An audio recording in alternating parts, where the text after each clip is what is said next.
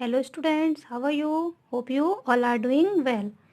आज हम स्टार्ट करते हैं आपकी व्याकरण बोध का पाठ 18 निबंध लेखन।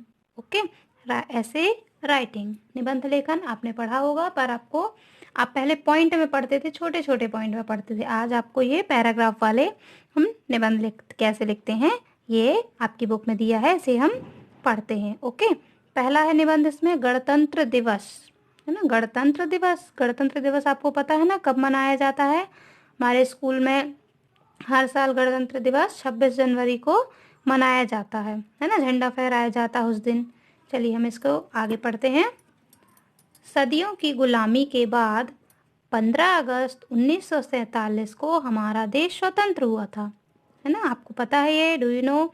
15 अगस्त 1947 को हमारा देश आज़ाद हुआ था। तो इस दिन हम क्या मनाते हैं?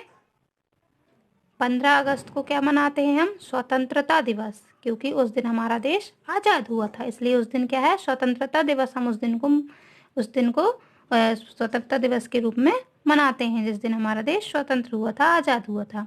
हमारे देश के लिए एक विशाल संविधान बनाया गया।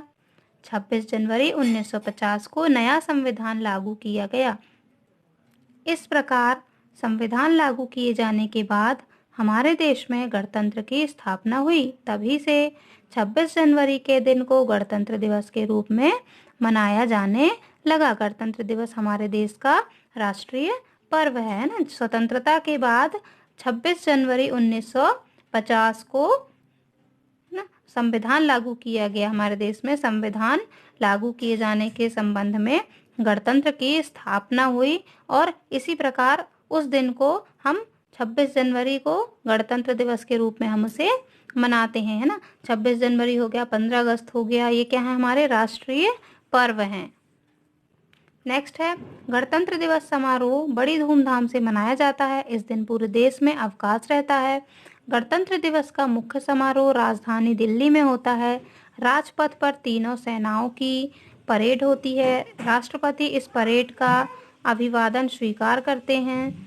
सभी स्कूल, कॉलेज तथा संस्थाएं गणतंत्र दिवस उत्साहपूर्वक मनाते हैं। गणतंत्र दिवस का हमारे जीवन में बड़ा महत्व है ना। आपको ही पता है गणतंत्र दिवस वाले दिन हमारे स्कूल में भी बहुत सारी तैयारियां होती हैं, है ना। बहुत सारे प्रोग्राम होते हैं। आप सामूहिक रूप से भी मनाने जैसे जाते हैं, हमारे यहाँ ग्राउंड में इसका कार्यक्रम होता है ना। तो आपने भी देखा है, परेड होती हैं, पीटी होती हैं, और सांस्कृतिक कार्यक्रम होते हैं, है ना।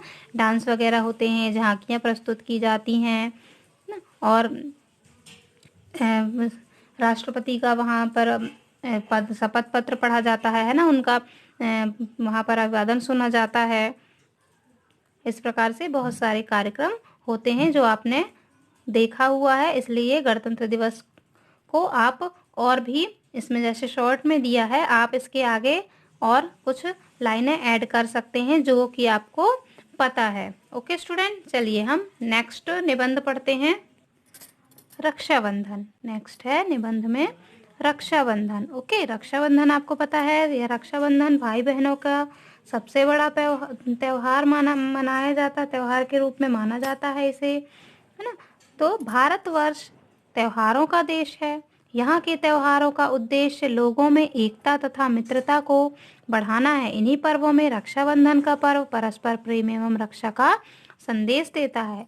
रक्षाबंधन का पर्व श्रावण मास की पूर्णिमा को मनाया जाता है ना। श्रावण में सावन जैसे बोलते हैं हम, सावन मास की पूर्णिमा के दिन रक्षाबंधन का त्योहार मनाया जाता है। प्राचीन काल से यह पर्व मुख्यतः आर्यों का पर्व रहा है। आर्य लोग यज्ञ के उपरांत रक्षा सूत्र अपने दाहिने हाथ में बांधते थे और एक दूसरे की रक्षा का संकल्प लेते थे।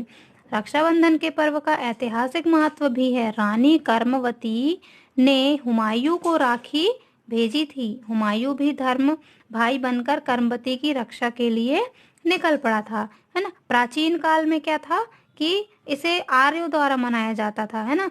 आर्य लोग जो थे वो यज्ञ करने के बाद रक्षा सूत्र, आपको पता होगा रक्षा सूत्र, हाँ, तो वे एक दूसरे को दाहिने हाथ में बांधते थे और एक दूसरे की रक्षा का संकल्प लेते थे।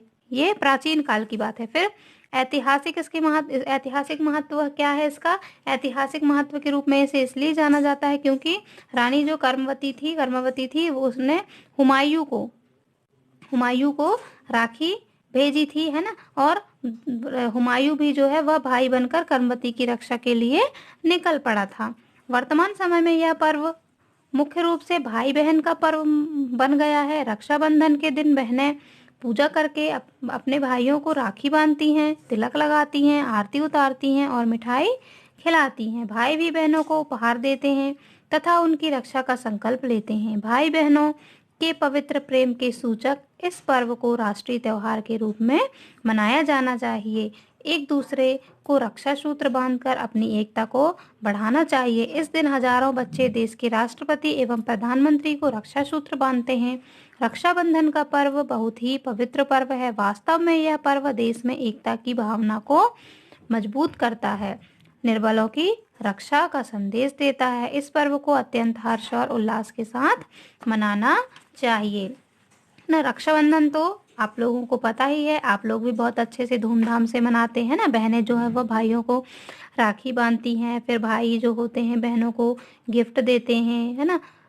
तो यह बहुत ही पवित्र पर्व माना जाता है हमारे हिंदुओं में और मुख्यतः सभी धर्मों में रक्षाबंधन का त्यौहार मनाया जाता है ना। तो यह इस दिन क्या होता है, भाई बहनें जो होती हैं बहुत ही धूमधाम से इस त्यौहार को मनाते हैं। प्रतिवर्ष आप भी मनाते हैं इस त्यौहार को, तो आप भी इस त्यौहार के बारे में बहुत अच्छे तरीके से जानते हैं। ओके, आप अपने शब्दों में भी इसे लिख सकते हैं। ओके स्टूडेंट्स, चलिए नेक्स्ट आप क्या करेंगे होमवर्क में, आप गणतंत्र दिवस का और रक्षाबंधन के निबंध को आप अच्छे से पढ़िएगा और अपने शब्दों में इसमें कुछ लाइनें आप ऐड कीजिएगा। Okay students, bye bye, have a good day.